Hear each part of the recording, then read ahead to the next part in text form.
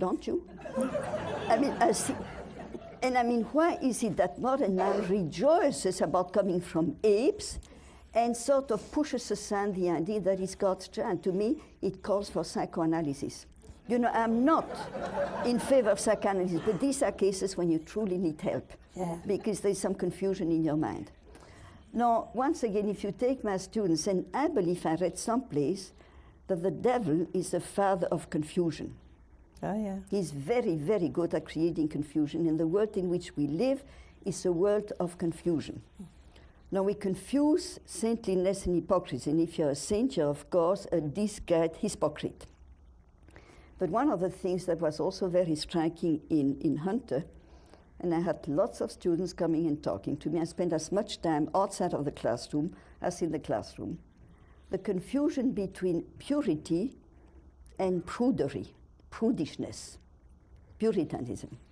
And I had a student who came to me one day and told me that she was a Catholic. I didn't have that many Catholics, so at least practicing Catholic, but she was a Catholic. And imagine, she was 22 and she was a virgin.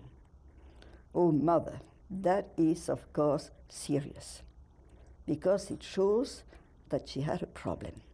She had a very, very serious psychological problem, and her friends were advising her to go to a psychiatrist. You know, it is obvious that you have a complex, you know, because otherwise, why should you be a virgin at 22? And if, well, I mean, this is, you know, the climate of the time. This is what I hear constantly. Now, these people confuse prudishness and purity. And prudishness, mother, is not something very attractive.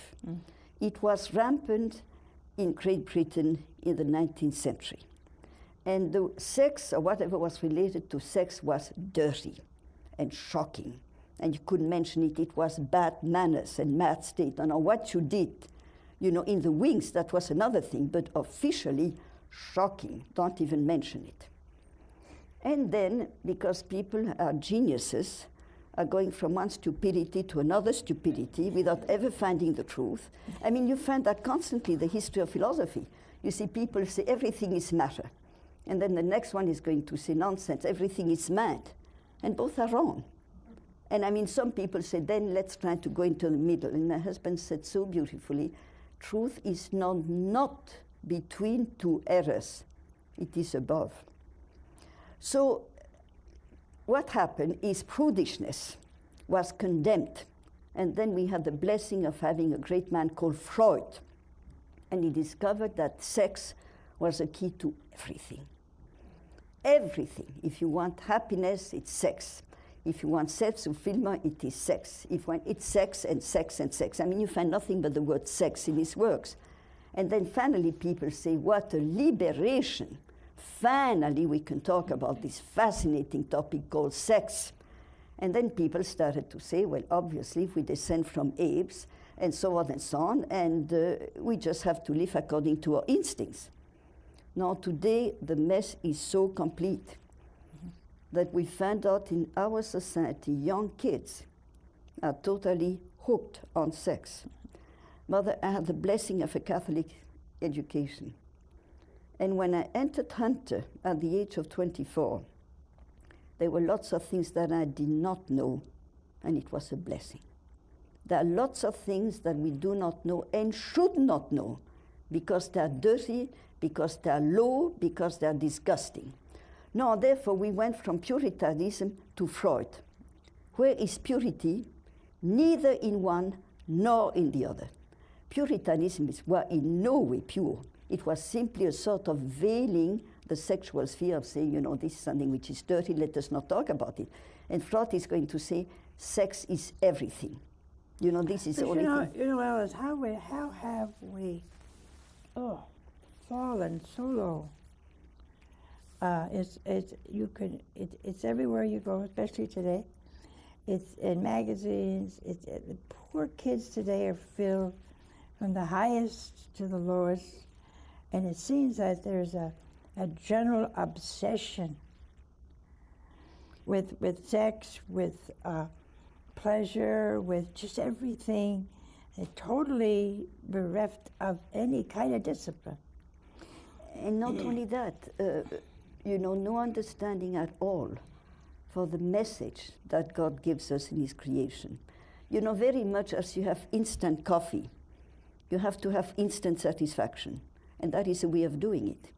Now, I feel it, for the last, since I retired from Hunter, I feel that it's my very special mission to illumine the mission of women in the world in which we live. Because I do believe, following Cardinal Ratzinger, that feminism is a tremendously harmful movement, which has destroyed marriage and the family and society, and is harming the church.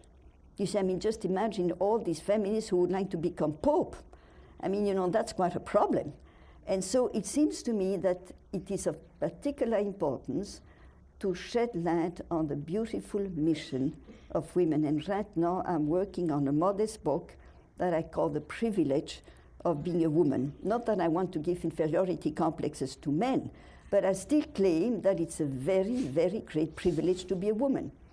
And the sphere of purity is particularly confided to women.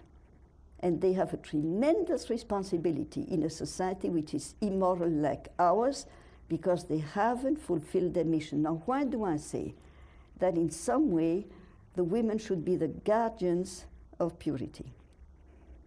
There's something that I never thought about for a long, long time, and suddenly it occurred to me that there is a deep symbolism in the fact that when a little girl is born, the intimate organs are sealed. There's a veil, which is beautifully called the veil of virginity. And every single girl, whether she's born of sin, she's born from adultery, or rape, or fornication, this little girl has a body which is sealed by God. This is the one who has simply chosen that it should be so. And when you have a veiled mother, it indicates sacredness. When Moses came down from Mount Sinai, he veiled his face because he has been in contact with God. So if I had my say, suppose that I were a cardinal, let us imagine that, and I have a bishop, and I have a diocese, first thing that I would say is burn all the books on sex education. Burn them all, because they have done more harm than anything else. And what I'm going to do is to replace this by telling little girls to realize that there is something sacred in your body. It is veiled, and because it is veiled, it belongs to God. It is something which is his own special property. You will notice there's nothing similar in the male body. It is something which is truly given to the girl, to the females. Now there is this mysterious domain that belongs to God. And the keys belong to him. And I have no right to penetrate into this garden unless God gives me permission in a Christian marriage, which is a sacrament. Just imagine how beautiful it is when a young girl on her wedding night can say to her fiancé, her husband-to-be, I give you the keys to this garden with God's permission. And I know that you will penetrate into it with reverence and gratitude. Now, in case you are called to virginity, which is a blessing that you have, then it's something still more beautiful. You decide this is going to be sealed because it's a special donation to God. Virginity simply means a total, complete donation to God, including your body, which in marriage can be, shared with your husband because you become one flesh. But you've given everything to God, including your body. Now, the sacredness of the female body is further shown by the fact that when a husband has embraced his wife and she becomes pregnant after a few hours, what the husband has given her is a living seed. She has given an egg, but the soul is created by God alone. Neither husband nor wife can create a soul, but God does. And where does he create the soul? In the mystery of the female body. So in some way you can say it is very much as if God touched the female body in creating a soul. And if a young girl who is pregnant realize the tremendous mystery which is taking place in her, that for 9 months she's going to carry 2 souls in her body, made to God's image and likeness, a soul which is immortal. Believe me, Mother, not one single woman would commit abortion if she knew that, and she doesn't know it because no one tells her. You know, I think it's a lack of faith. And the other day you were talking about the difference between faith and gullibility. I don't think too many people even know the difference today. Could you explain that a little bit? How are we gullible when as opposed to faith? You're gullible when you're a numbskull or feeble-minded. You know, that's what, I mean, you know, I had a very noble reputation in Hunter of being gullible and stupid. You know, one of my colleagues said, she's stuck in the Middle Ages. She never evolved. And it was true.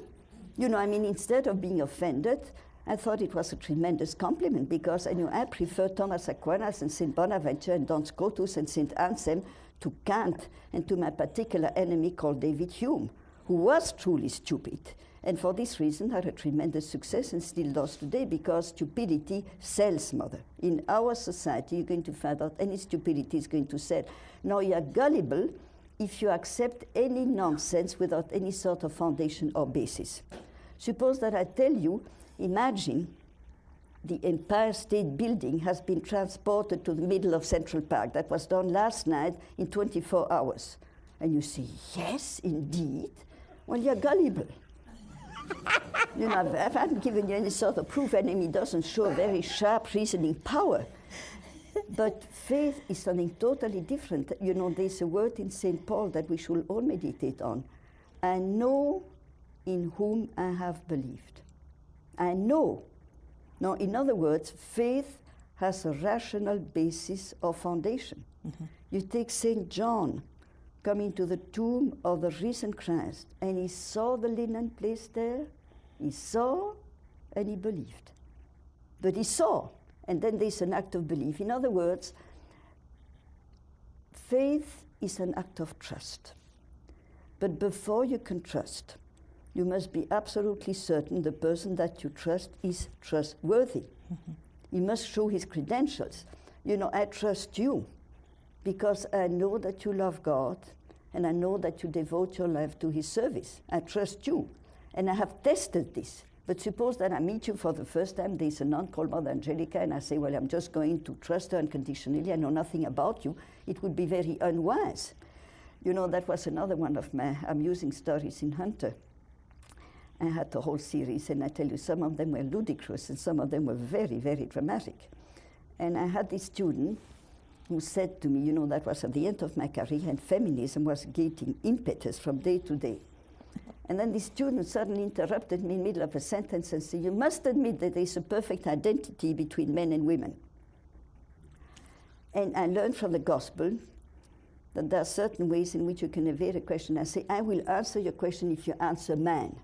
You know, as Christ said to the Pharisee, you know, he raised a question, he said, I will answer your question if you answer man. Was the baptism of John from God?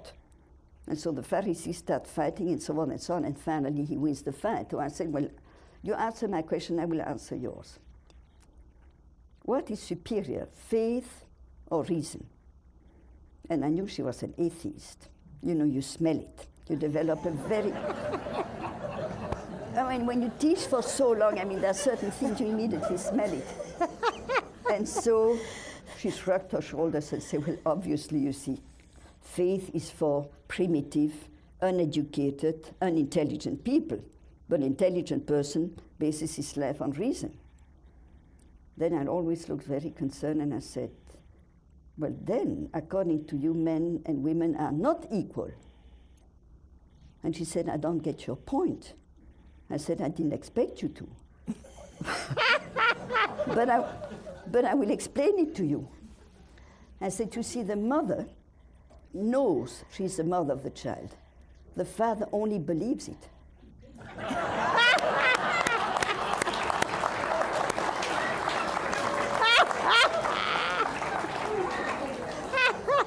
well, Mother, don't you agree with me? I mean, there are fathers here, and they say, that's my child. I said, how do you know? Well, of course he's going to answer, I trust her. And I mean, very moment, every single time a father says, that's my child, he says to his wife, I trust you.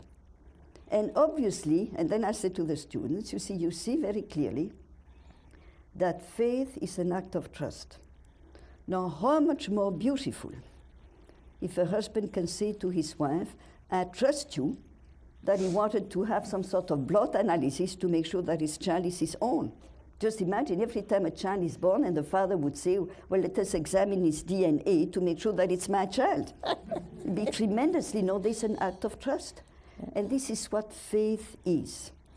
That when you have the grace of encountering the holiness of Christ, then he speaks. And the apostle fell on their knees and said, I believe. That is faith. But you know,